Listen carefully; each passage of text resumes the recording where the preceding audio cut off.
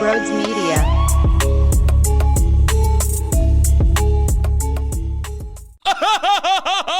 Oh, that would be 4 in a row, by the way, against the Giants. Meaning a 4-game sweep, baby! 4-game sweep! In a series where Trey Turner goes down. In a series where Taijuan Walker gets his second start of the season, which doesn't bother me as much as it seems to bother a lot of the fan base. You need to remember that he is a major league starter, okay? Every time he gives up a run, it doesn't mean he sucks. Every time he walks someone, it doesn't mean he sucks. This dude is pitching his balls off in his last 2 starts through 6 innings. The problem, the 7th. And I don't really hate Rob Thompson giving him the 7th in his first start. And I don't really care about him getting the nod in the 7th in his second start, because you don't know if the first time was just random or there's something to it. And there has to be an idea of stretching this guy out so in the 7th he could be good. So maybe there's some of that going on as well. But whatever he's doing through 6, even if at some point, okay, you got to realize that you can't do the 7th anymore, well, give me 6 a 1 earned run ball all day. Give me 6 no earned run. Give me 6-2. Give me 6-3 earned runs. It doesn't matter. Give me a quality start from the back end of my rotation, and let's go, baby. Yeah, I don't love the fact that Spencer Turnbull earned his way into this lineup.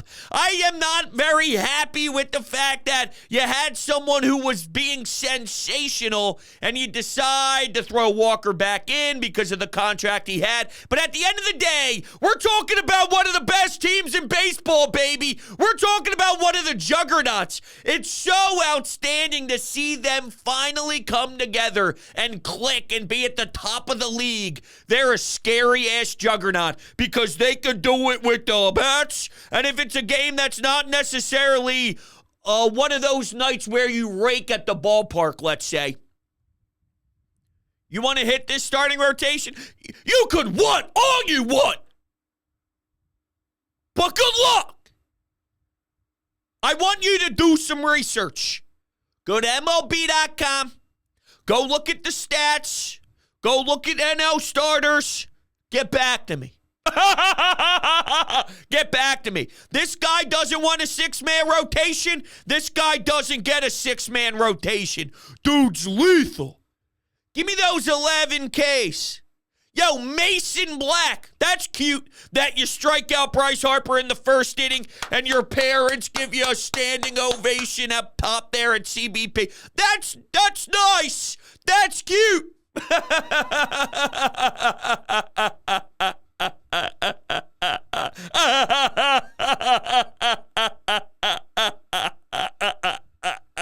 Go tell me what Bryce Harper did. Guy's starting to come around. Perfect timing, too, because that Trey Turner injury is a low blow. This guy smokes around 350. What was his batting average in that final game where he scored from second base, by the way? In what universe is the speed that efficient? My man goes to score from second base? The guy isn't human. The guy's not real. But let me scroll back past all these victories. The 6-1 win against the Giants today. The 5-4 win against the Giants yesterday. The 14-3 win against the Giants on Saturday night. That's right. The 4-3 win against the Giants on Friday night. Trey Turner, 343, excuse me, I apologize. Shame on me to think that he was hitting 350. No, just 343. Dude had 2 hits that day, too. So someone is going to have to step up without Trey Turner there. It's a big loss. That's something massive that you're losing in your two-hole. The reason why Bohm is producing is, one, he's gross. How about the broadcast on Sunday Night Baseball giving us a big 15-game sample size and saying the last time they saw this was Jason Worth in the 2009 season, if I remember off the top of my head. It's 2024. That dude was smacking over 500 in those 15 games. In what world? Now, unfortunately, he snapped his hitting streak in this final game against the Giants, but he'll start a new one tomorrow. And there was a tiny scare about Alec Bohm's status when they beat up on the Giants 14-3. There's a ton of rain. It was precautionary, but you never truly trust the word precautionary. If anything, that says be cautious, because the only reason you're precautionary about something is because there's something to be cautious about. But we're good. Trey, 6 weeks. When Matt Gelb and Alex Coffey and everybody else who covers the team said, yeah, Trey Turner says about 6 weeks. 6 weeks. That's a huge smack in the face. But Bohm's able to be as efficient knocking in runs and having that huge month of April because of someone who hits 343 is batting 2 guys in front of him. But I guess it doesn't stop them because on Saturday night, they go up 9-0 after 2. Now, there's actually, and I can't believe I have to explain this, but there's idiots who live in Atlanta, and I guess they can't comprehend the sport of baseball. You would think that they'd be smarter and they'd have more knowledge with all their winning with the NL East. I'm sure they would want more World Series titles than they have with all of their success throughout regular seasons. But let me explain something to you. The Phillies are beating bad teams right now. Yeah, no shit. If you are a 90-plus win team in Major League Baseball, if you win 100 games like we've seen the Braves do in the past, how do you get to that 100 win total? Can I ask you a question? How do you get to 100 wins? Because when you play your schedule, the only way to get to 100 wins is to beat all the bad teams. Because you're not just beating the Dodgers every day, the Padres every day. I mean, I'm just naming teams. I don't even think the Padres are that much of a juggernaut, but they have good talent in theory on their roster. But you're not just playing the Yankees every day. You're supposed to beat these bad teams and beat them the fuck up. And that's what they're doing right now. That's what good teams do. When the Houston Astros go to the ALCS every single season, how do you think they get to their win total? You think they just beat just the good teams and then they lose to all the bad teams? How do you think you get there? You do the same thing. That's why I call you dumb. That's why I call you stupid. Because you watch the games, you see your team thrive, you see yourself having one of the most offensive explosions we've seen in baseball history last season before losing in the playoffs.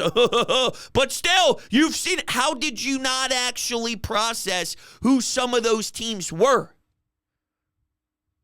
And if you have brain cells, which I don't know if you do, it's not rocket science to recognize someone's schedule and the strength of it prior to them winning all these games. You could have seen this coming.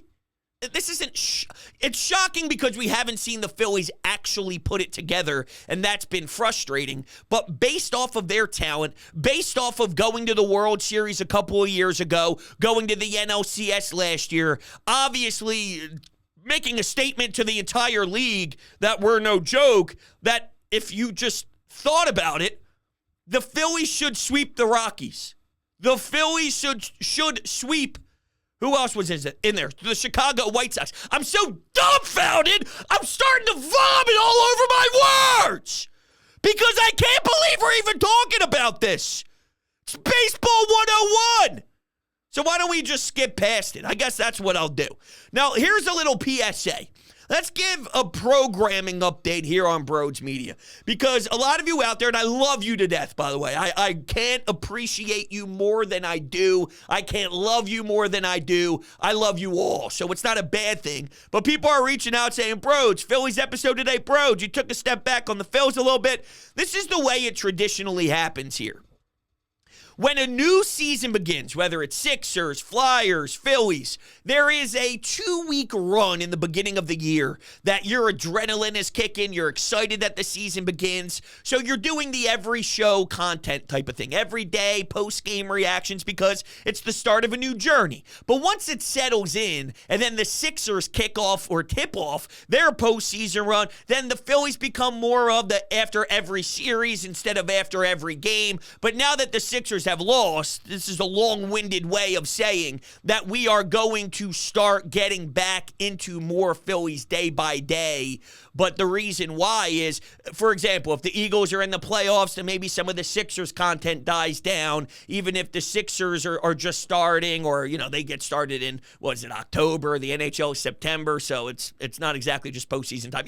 You get my point, though, and because the Toronto series is 2 days long and there's an afternoon game, that one will probably be after both, and same with weekend stuff. So here I am. I'm spitting out of both sides of my mouth. Just be prepared and understand that we will absolutely be getting more into the day-by-day Phillies now that the Sixers are over, is my point. But anyway, let's get to something that happened on the baseball field, huh? And let me go out and say this. I'm so proud that they could win in so many different ways. All right, if you need Rojas and Nick Castellanos to show up, then those guys show the hell up, which is just crazy to process. That happened out in Los Angeles. But yeah, I mean, you need sometimes the guys who aren't necessarily at the top of your order. You need the bottom half of your lineup to steal you a game sometimes. You need to look at a 1 through 4 in your batting order, maybe having 2 hits and 7 strikeouts, but your bottom guys have 6 hits combined, including 3 runs batted in and 2 home runs. Home runs happening.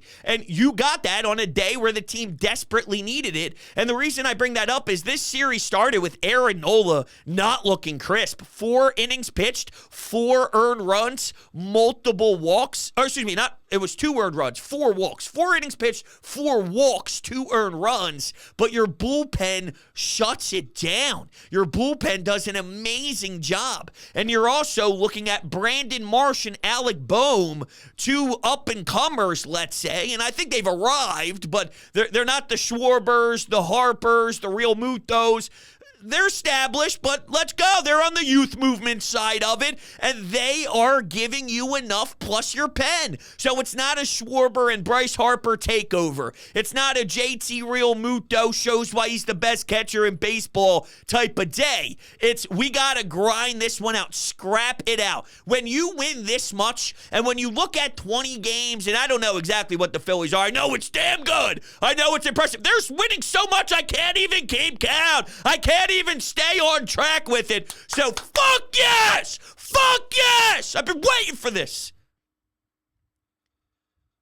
If you look at a 20-game sample size and you're winning 18 of them, you're going 18-2.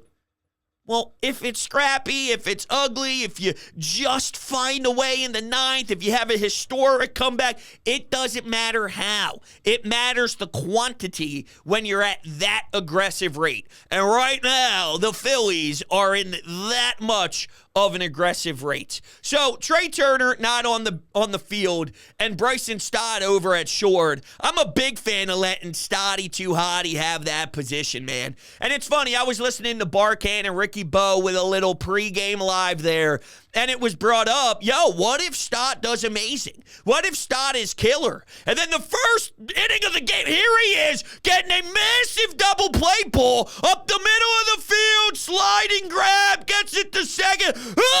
A nice double play. Ew, it was gross. Now, not every play was as sound as that one, if we're being transparent, but that one was so good, and for it to happen so quickly, it's funny. But Ricky Bowe answered the question, do you think that potential potentially he can stick at shortstop if he plays an amazing shortstop and throw Turner over to second. My gut tells me no. The organization should value that question. They should look at it, but when you give Trey Turner that type of bag, and by the way, he's performing at this clip, even though Bryson Stott, better defender in my eyes, it's not hard to be a better defender than Trey Turner.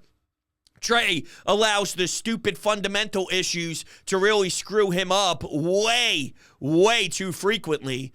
But yeah, I mean, when you're hitting over 340 and you pay him and you know he's a shortstop, I don't think they mess around with it, and they just keep it as is when Trey Turner returns, no matter how well Bryson Stott plays. And I'd be pleasantly surprised if it goes the other way. I'm intrigued. It's a good position to be in.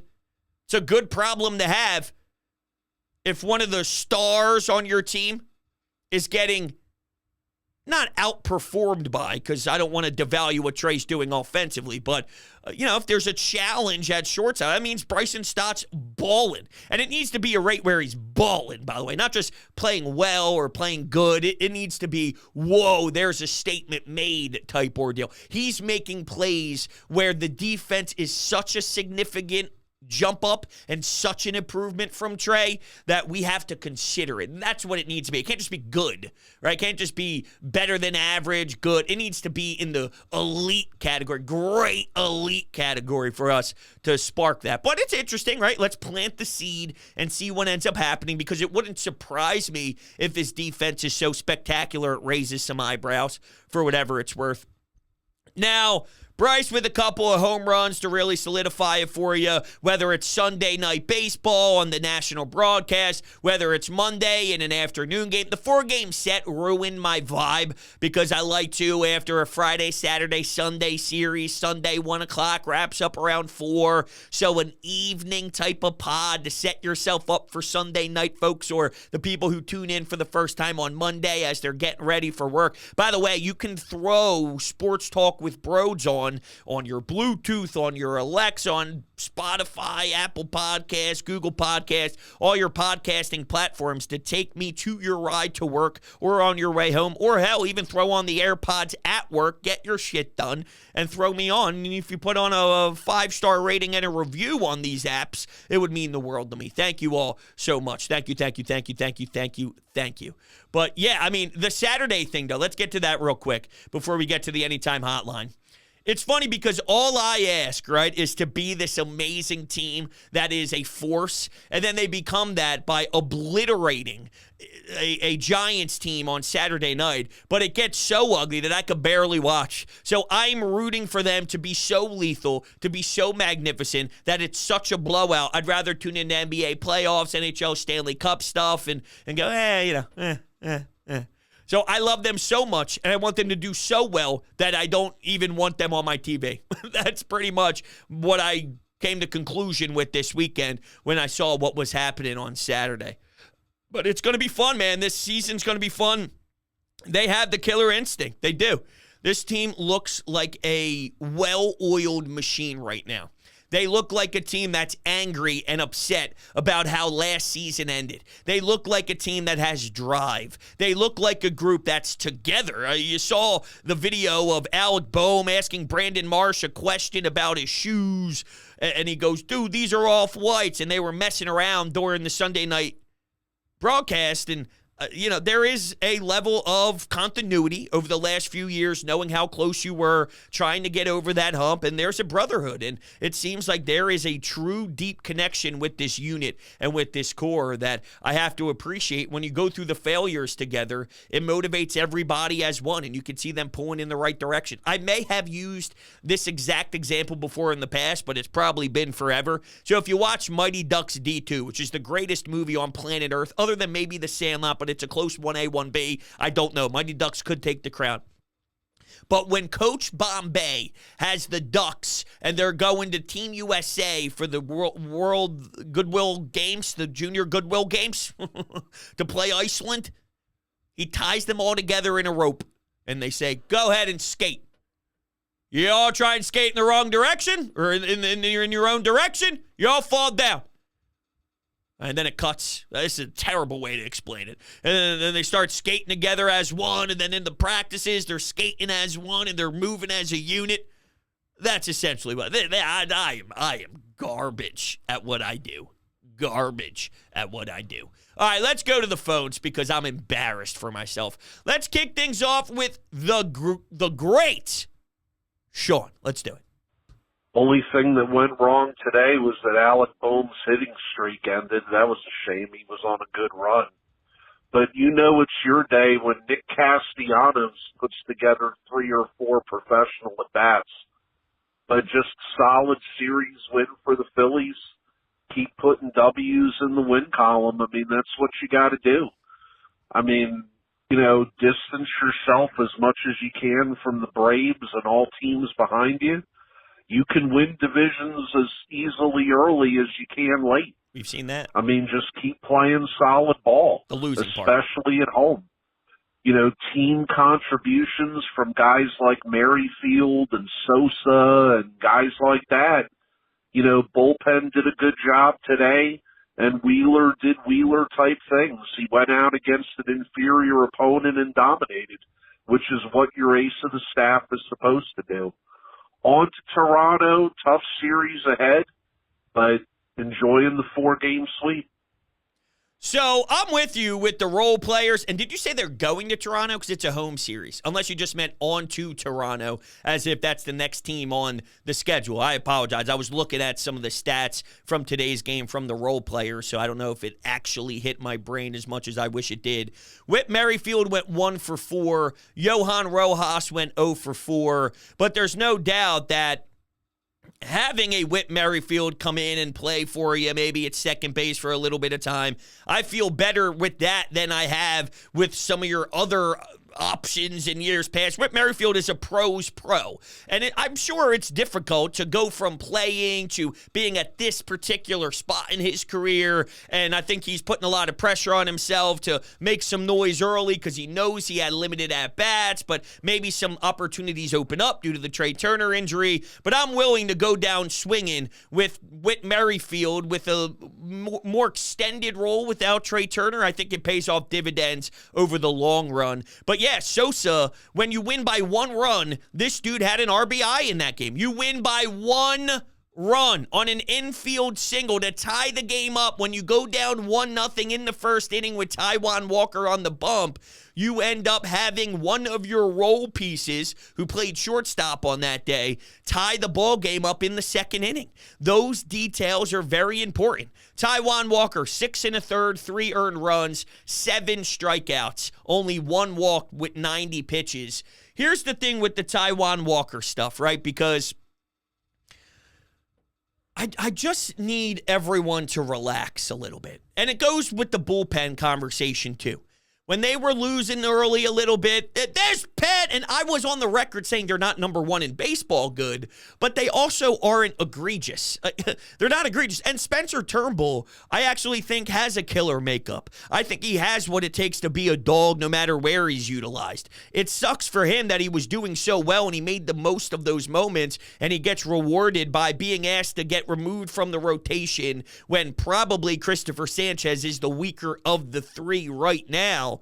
But he also gives you the best advantage in that pen. And when Seranthony Dominguez isn't good, then you have to utilize something else. And if you already have a rotation that's super strong in your top 3 with Wheeler, Nola, and Ranger, and you can bolster up and fix holes in your pen, when you have one of the most explosive offenses in the league, they're dynamic in every way, shape, or form. You see what I'm saying here? And you're adding defense compared to years past by putting Rojas out in center field, Brandon Marsh out there. It's not Rhys Hoskins. It's not Kyle Schwarber. Rhys Hoskins. I still can't believe they put him out in left field. But it's not Kyle Schwarber. It's not one of the most garbage outfield defenses we've ever seen. And Boehm's been improved insanely over at third base. So you're better at defense than you've ever been. You have one of the most insane offenses. Your starting pitching makes your mind go black, and now you're doing better with your pen because you have a good pen as it is, and now you're adding someone like Spencer Turnbull in replacement of maybe a Sir Anthony Dominguez that you can't trust. And if you're living in a world where Jeff Hoffman has to be utilized for a few games in a row, it gives you a longer leash and a longer length of a roster to go to back there with reasonable guys. You know, like you feel better about all your options compared to only like maybe 80% of your options if you're Rob Thompson. So just something to monitor. I think it's too aggressive about the pen early on, and that's proven to be true. And I also think it's way too aggressive on Taijuan Walker. I don't like the move with how they handled Spencer Turnbull. It's not as if Taijuan Walker can't pitch. Fans are making it seem like Taijuan Walker is a disgrace to the sport of baseball.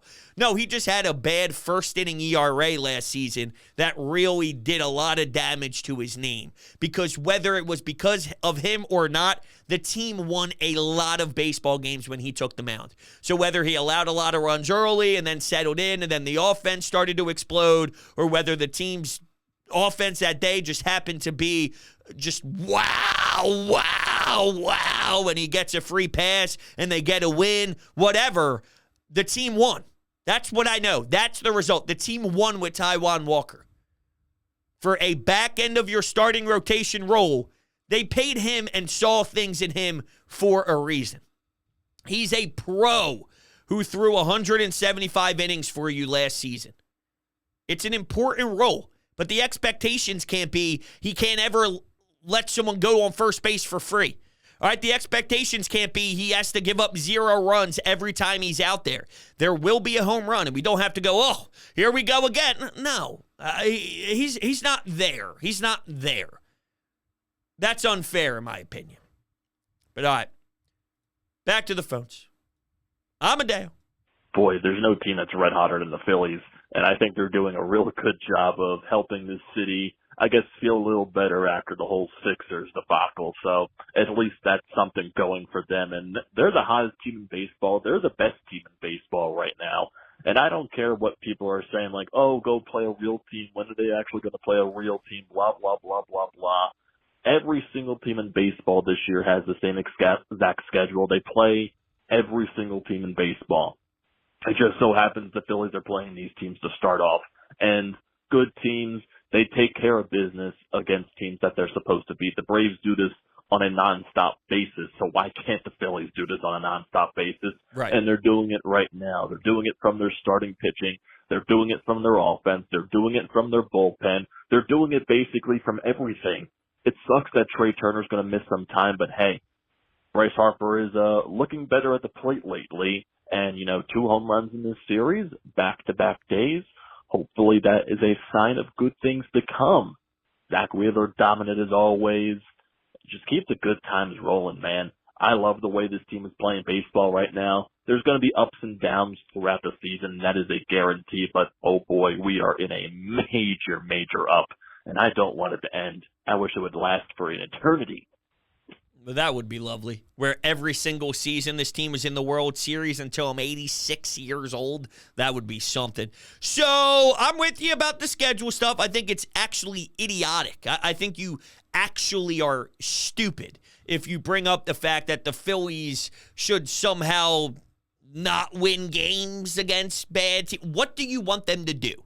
As Amadeo alluded, every single portion of this team is playing well because they're a good team.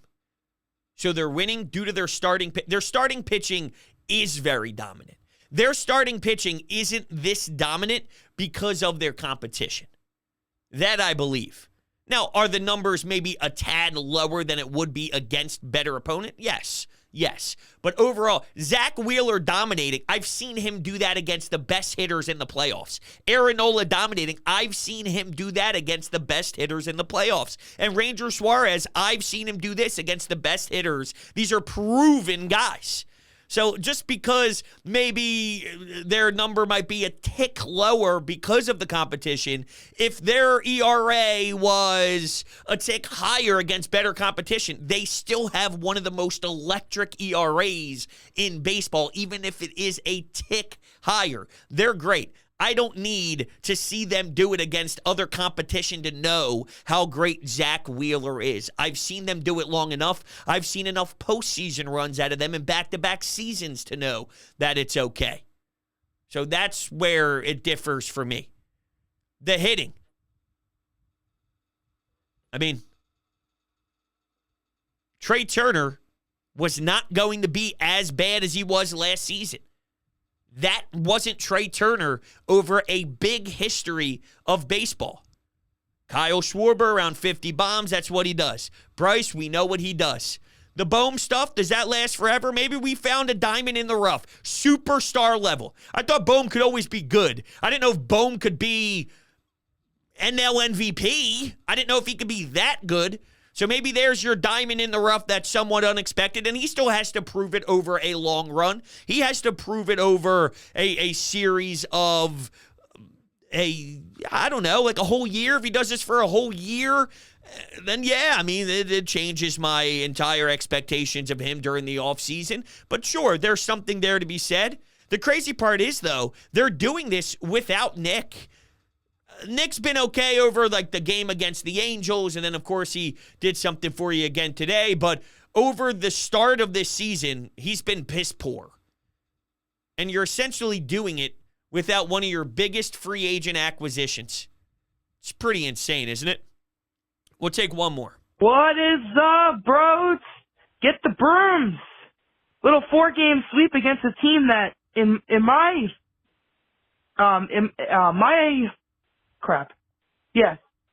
a team that I think that honestly has the Phillies number for a majority of the times we do play them.